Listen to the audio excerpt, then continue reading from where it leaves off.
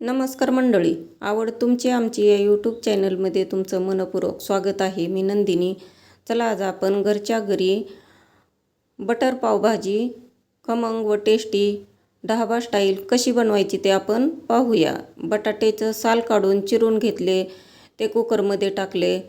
कोबी चांगला टाकला, 4-5 टमाटे चिरून, 2 शिमला मिरच्या चिरून टाकल्या कुकरमध्ये. नंतर पाव चमचा हळद, पाव चमचा लाल मिरची पावडर, चवीनुसार मीठ, नंतर 3 ग्लास पाणी हे कुकरमध्ये टाकलं. चांगलं मिक्स करायचं आणि हे कुकर लावून घ्यायचं आहे. 3-4 शिट्ट्या करून घेतल्या. कढई गॅसवरती ठेवली. कढईमध्ये 4 चमचे तेल टाकलं. आपलं तेल तापल्यानंतर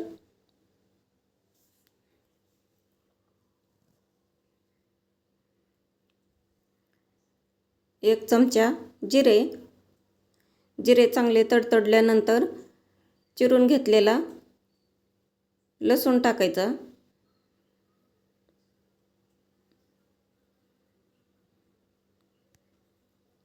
लसूण थोडासा तांबूस झाल्यानंतर बारीक चिरून घेतलेली कांदा पण चांगला परतून घ्यायचा आहे.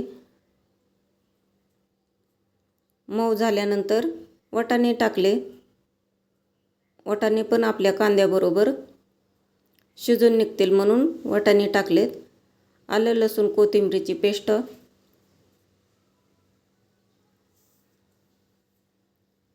1 चमचा लाल मिरची पावडर,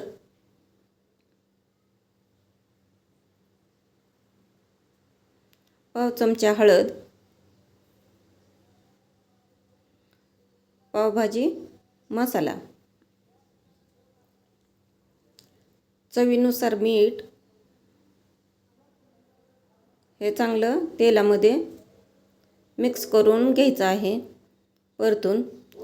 हे कुकरमधलं शिजलेलं आहे आपल्या, मग ते गरम लागतं कुकरमध्ये म्हणून पातेल्यामध्ये काढलं आणि हे आता आपण मॅश करून घ्यायचं आहे. चांगलं हटवून घ्यायचं बारीक करून. मसाल्यामध्ये हे टाकून घ्यायचं आहे.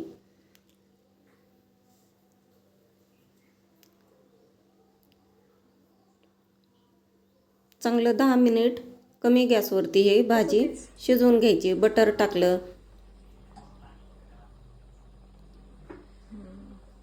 कोथिंबीर वरून टाकले. हे झाली खमंग व टेस्टी ढाबा स्टाईल पावभाजी तयार. पाहू शकता एकदम घट्ट चांगले आटूस आलेली आहे. तव्यामध्ये बटर टाकलं, मसाला थोडासा टाकून हे आता पाव भाजून घ्यायचे आहेत.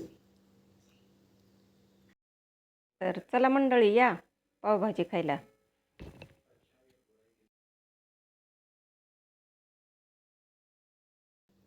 तर कशी वाटली माझी बटर पावभाजी? तर आवडल्यास नक्की लाईक करा, शेअर करा, सबस्क्राईब करून पहा. नंतर भेटूया नवीन रेसिपीसोबत. धन्यवाद.